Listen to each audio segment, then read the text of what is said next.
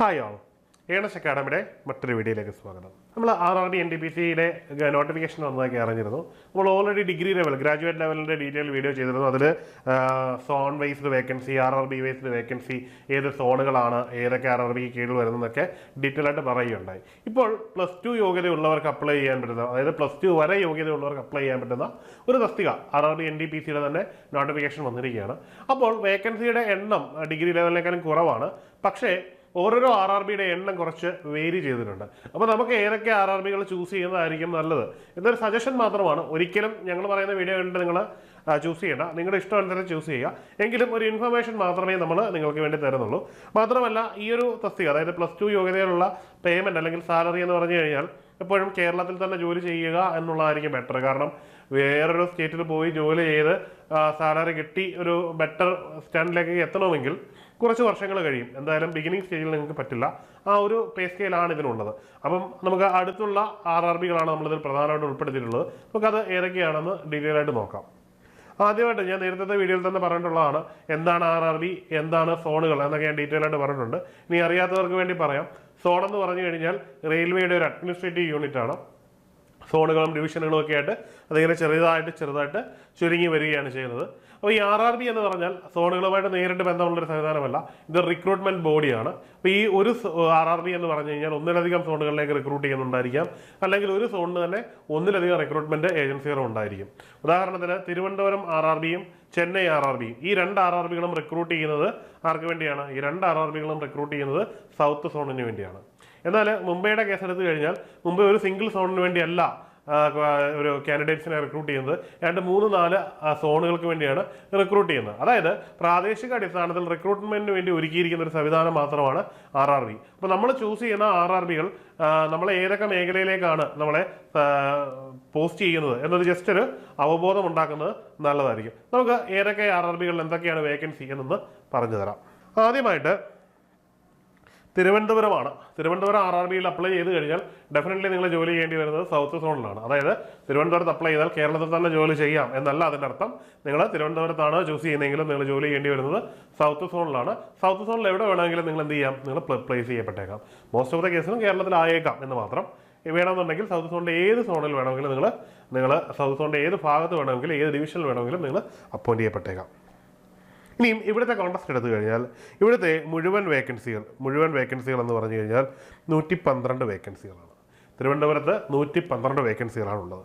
ഓരോന്നിനും ഓരോ ഡിഫറെൻറ്റ് നമ്പേഴ്സാണ്. അതായത് ഈ +2 യോഗ്യതയുള്ള അല്ലെങ്കിൽ അണ്ടർ ഗ്രാജുവേറ്റ് യോഗ്യതയുള്ള എല്ലാ വേക്കൻസികളും കൂടി എടുത്ത്, അതായത് 4 കാറ്റഗറികളും കൂടി എടുത്തുള്ള വേക്കൻസിയാണ് 112 എന്ന് പറയുന്നത്. ഇനി അടുത്തത് RRB ചെന്നൈയാണ്. ഒരു സോണിൽ തന്നെ കീഴിൽ വരുന്നതാണ്. ഇപ്പോൾ ചെന്നൈയുടെ കോൺടെസ്റ്റിലേക്ക് എടുത്തു കഴിഞ്ഞാൽ അവിടുത്തെ ടോട്ടൽ വേക്കൻസി എന്ന് പറഞ്ഞാൽ 194 വേക്കൻസിയാണ്. അതായത് 4 തസ്തികകളിലും കൂടിയുള്ള വേക്കൻസി 194ആണ്. അതായത് തിരുവനന്തപുരവും ചെന്നൈയുമായിട്ടുള്ള വേക്കൻസികളുടെ എണ്ണം വളരെ വലിയ ഡിഫറൻസ് ഒന്നുമില്ല. നേരത്തെ ഇതിലൊക്കെ കണ്ടിരുന്നത് വളരെ വലിയ ഡിഫറൻസ് ആയിരുന്നുവെങ്കിൽ ഇവിടെ അത്ര വലിയ ഡിഫറൻസ് ഒന്നും കാണാനില്ല എന്നത് എടുത്ത് മനസ്സിലാക്കേണ്ട ഒരു കാര്യമാണ്. ഇനി അടുത്തതായിട്ട് RRB ബാംഗ്ലൂരാണ്. നമ്മൾ ചൂസ് ചെയ്യുന്നൊരു RRB ആണ്. ഈ RRB ബാംഗ്ലൂരിൽ നമ്മൾ അപ്ലൈ ചെയ്താൽ നിങ്ങൾ ജോലി ചെയ്യാൻ പോകുന്ന ഒരിക്കലും സൗത്ത് സോണിലായിരിക്കത്തില്ല, അത് സൗത്ത് വെസ്റ്റ് സോണിലായിരിക്കും പ്രധാനമായിട്ടും നിങ്ങൾ ജോലി ചെയ്യേണ്ടി വരുന്നത്. അപ്പോൾ സ്വാഭാവികമായിട്ടും ഈ ഒരു ഭാഗത്തേക്ക് വരിക എന്നുള്ളത് സാധ്യത വളരെ കുറവാണ്. സൗത്ത് വെസ്റ്റ് സോണിൻ്റെ ഒരു റിക്രൂട്ട്മെൻറ്റ് റീജിയനാണ് ഈ ബാംഗ്ലൂരു എന്ന് പറയുന്നത്. അപ്പോൾ നിങ്ങൾ ഒരു കാരണവശാലും എന്തില്ല, ചെന്നൈ അടക്കമുള്ള സൗത്ത് സോണിലേക്ക് വരില്ല. ഇനി ഇവിടുത്തെ വേക്കൻസി എന്ന് പറയുന്നത് ടോട്ടൽ വേക്കൻസി 60 മാത്രമാണ്. മാത്രമല്ല അവിടെ പോയി ജോലി ചെയ്ത് അല്ലെങ്കിൽ അവിടുത്തെ ഒരു സ്റ്റാൻഡേർഡ് ഓഫ് ലിവിങ്ങിൻ്റെയൊക്കെ അനുസരിച്ച് ഈ ഒരു സാലറിയിൽ അത്ര ഫീസിബിളായിട്ട് പോകുമോ എന്നൊന്നും അറിയില്ല. അത്ര ഫീസിബിലിറ്റി ഉണ്ടാവാൻ സാധ്യത കുറവാണ്. ഇതൊക്കെ ഓരോരുത്തരുടെ പേഴ്സണൽ ചോയ്സാണ്. ഇനി സിറ്റിയിൽ ജോലി ചെയ്യാൻ, സിറ്റിയിൽ തന്നെ ജോലിയും കിട്ടില്ല കേട്ടോ. ബാംഗ്ലൂർ വെച്ചെന്ന് പറഞ്ഞാൽ നിങ്ങൾക്ക് സിറ്റിയിൽ തന്നെ കിട്ടുകയില്ല. എവിടെ വേണമെങ്കിലും ആവാം, ഏത് റൂറൽ സ്റ്റേഷനിൽ വേണമെങ്കിലും നിങ്ങൾ റിക്രൂട്ട് ചെയ്യപ്പെട്ടേക്കാം. ഇനിയും അടുത്തത് സെക്കൻഡറാബാദാണ്. സെക്കൻഡറാബാദിനെ സംബന്ധിച്ചിടത്തോളം ഏതാണ്ട് നോർത്ത് ഈസ്റ്റ് അല്ല, നമ്മുടെ ഒരു സൗത്തിൽ തന്നെ ഏതാണ്ട് ഈസ്റ്റ് ഡയറക്ഷൻ, ഏതാണ്ട് ആന്ധ്ര ആ ഒരു പ്രദേശങ്ങളിലേക്കൊക്കെ വരുന്നൊരു റീജിയനാണ്. ഈ ഒരു ഭാഗത്തേക്കുള്ള റിക്രൂട്ട്മെൻ്റ് ആണ് പ്രധാനമായിട്ടും ഈ ഒരു മേഖലയിൽ നടക്കുന്നത്. ഇവിടെ നിലവിൽ 4 വേക്കൻസികളിലൂടെ, അതായത് 4 തസ്തികകളിലും കൂടിയുള്ളത് 89 പോസ്റ്റാണ്. അപ്പോൾ ഇവിടെ നമുക്കൊരു ജസ്റ്റ് ഒരു അനാലിസിസ് നടത്തുമ്പോൾ നമുക്ക് കാണാൻ കഴിയുന്നത് തിരുവനന്തപുരം അത്യാവശ്യം ബെറ്റർ ആയിട്ട് നിൽക്കുന്നു എന്നുള്ളതാണ് ഈ ഒരു തസ്തികകളുടെയൊക്കെ കാര്യത്തിൽ. ബാക്കിയുള്ളതിനൊക്കെ ബാംഗ്ലൂരിനെയും സെക്കൻഡറാബാദിനെയൊക്കെ അപേക്ഷിക്കുമ്പോൾ +2 യോഗ്യത അനുസരിച്ചുള്ള വേക്കൻസികൾ തിരുവനന്തപുരത്തുണ്ട് എന്നുള്ളതാണ്. അപ്പോൾ തിരുവനന്തപുരം അപ്ലൈ ചെയ്ത് കഴിഞ്ഞാൽ നിങ്ങൾക്ക് എന്ത് ചെയ്യാം, ഓൾമോസ്റ്റ് കേരളത്തിനകത്തും മാക്സിമം ആയ തമിഴ്നാടിനകത്തും ഒക്കെ തന്നെ ജോലി ചെയ്യാനുള്ളൊരു അവസരം ഉണ്ടാകും എന്നുള്ളത് എടുത്ത് പറയേണ്ട ഒരു കാര്യമാണ്. ഇനി ഒബ്വിയസ്ലി നമ്മൾ പറയുന്നതാണ് മുംബൈ എന്ന് പറഞ്ഞാൽ ഒരു മെട്രോപൊളിറ്റൻ സിറ്റിയാണ് എന്ന് കരുതി മുംബൈയിലായിരിക്കില്ല നിങ്ങൾക്ക് ജോലി കിട്ടുന്നത്. ഏതാണ്ട് 3-4 ഡിവിഷനുകളിലായിട്ടാണ്. നിങ്ങൾക്ക് കാണുമ്പോൾ തന്നെ അറിയാം എന്താണ് ഓരോ വേക്കൻസിക്കും 3 വീതം നമ്പർ, അതായത് ഒന്ന് central railway, south central railway, western railway എന്നിങ്ങനെയാണ് ഈ കൊടുത്തിരിക്കുന്ന ഡിഫറൻ്റ് ആയിട്ടുള്ളത്. ഇതിനെല്ലാം സെപ്പറേറ്റ് റിക്രൂട്ട്മെൻ്റ് ആയിരിക്കും. നിങ്ങൾ ചൂസ് ചെയ്ത്, അതായത് നിങ്ങൾക്ക് ഓപ്ഷനിൽ ഇങ്ങനെ ചൂസ് ചെയ്യാം, ഏത് വേണമെന്ന് ചൂസ് ചെയ്യാൻ ഒരു ഓപ്ഷൻ ഉണ്ടെന്നുള്ള അല്ലാതെ മറ്റൊന്നും ഇതിനകത്തില്ല. അപ്പോൾ നിങ്ങളുടെ എക്സാമും ലാസ്റ്റിൽ ആ കട്ട് ഓഫ് ഒക്കെ എടുത്തിട്ടായിരിക്കും ഇതിനകത്ത് നിയമനം കിട്ടുന്നത്. അപ്പോൾ നിങ്ങൾക്ക് എവിടെ വേണമെങ്കിലും കിട്ടാം. നമ്മൾ കൊടുക്കുന്ന പ്രിഫറൻസിന് ഒരു 20% മാത്രമേ വെയിറ്റേജ് വരികയുള്ളൂ. ബാക്കിയൊക്കെ ആഫ്റ്റർ ഓൾ നമ്മുടെ എക്സാം പെർഫോമൻസ് ആയിരിക്കും അതിനകത്ത് റോളായിട്ട് വരാൻ പോകുന്നത്. ഇവിടെ വേക്കൻസി വളരെ കൂടുതലാണ്. 699 വേക്കൻസിയാണ്, അതായത് 700ഓളം വേക്കൻസികളുണ്ട്. ഇനി മറ്റൊരു കാര്യം പറയാനുള്ളത്, ഈ വേക്കൻസികളൊക്കെ നിലവിൽ അപ്ഡേറ്റ് ചെയ്തിരിക്കുന്ന വേക്കൻസിയാണ്.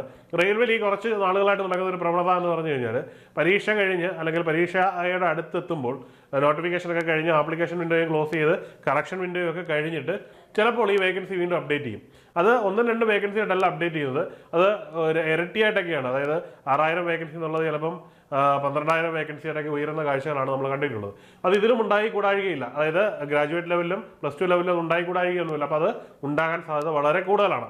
അപ്പോൾ നിങ്ങൾ എന്തായാലും വേക്കൻസി കുറവാണെന്ന് കരുതി അപ്ലൈ ചെയ്യാതിരിക്കേണ്ട, നന്നായിട്ട് അപ്ലൈ ചെയ്യുക. തിരുവനന്തപുരം വെക്കുന്നവർക്ക് തിരുവനന്തപുരം വെക്കാം. ഇപ്പോൾ നിലവിലെ സാഹചര്യം തിരുവനന്തപുരം വെക്കുന്നുണ്ട്, യാതൊരുവിധ കുഴപ്പമില്ല. അപ്പോൾ അതൊക്കെ നിങ്ങളുടെ പേഴ്സണൽ ചോയ്സാണ്.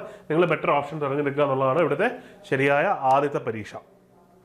ഇനി പറയാനുള്ളത്, പരീക്ഷ വിജയിക്കുവാനുള്ള മാർഗ്ഗമാണ്. ഏത് സോൺ വെച്ചാലും ഏത് RRB വെച്ചാലും എവിടെയായാലും ആത്യന്തികമായി നമുക്ക് വേണ്ടതൊരു ജോലിയാണ്. അപ്പോൾ നിങ്ങൾക്ക് ഒരു കേന്ദ്ര സർക്കാർ ജോലി നേടിത്തരുവാൻ, നിങ്ങളെ കൈപിടിച്ച് ഉയർത്തുവാൻ നമ്മുടെ ഇൻസ്റ്റിറ്റ്യൂഷൻ, അതായത് നമ്മുടെ ഇൻസ്റ്റിറ്റ്യൂഷൻ 100% സജ്ജരായിരിക്കുകയാണ്. നിങ്ങൾക്ക് ഏണസ്റ്റ് അക്കാഡമിയോടൊപ്പം തന്നെ റെയിൽവേയിൽ ഒരു ഉന്നതമായ ജോലിയിലേക്ക് കയറാൻ പറ്റും എന്നുള്ളതാണ്. ഒരു സേഫ്റ്റിയുള്ള, സെക്യൂരിറ്റിയുള്ള ഒരു സംവിധാനത്തിലേക്കാണ് നിങ്ങൾ എത്താൻ പോകുന്നത്. സിസ്റ്റമാറ്റിക് ആയിട്ടുള്ള വിദ്യാഭ്യാസമാണ്, ലൈവ് പ്ലസ് റെക്കോർഡഡ് ക്ലാസ്സുകളാണ്, ടെസ്റ്റ് സീരീസുകളുടെ ഒരു കോംബോ അടങ്ങുന്നതാണ്. എല്ലാ സംശയങ്ങളും തീർക്കുവാനായിട്ട് നമുക്ക് ഓൺലൈൻ പ്ലാറ്റ്ഫോം, വാട്സാപ്പ് കമ്മ്യൂണിറ്റി ഉണ്ട്. അങ്ങനെ നിരവധി ഫീച്ചേഴ്സാണ് നമ്മൾ ഈ കോഴ്സിനുള്ളത്. അപ്പോൾ എത്രയും പെട്ടെന്ന് നിങ്ങൾ കോഴ്സിന് ജോയിൻ ചെയ്യുക, ഈ ഒരു ജോലി സ്വന്തമാക്കുക. മറ്റൊരു വീഡിയോയിലേക്കാണ്. Good bye.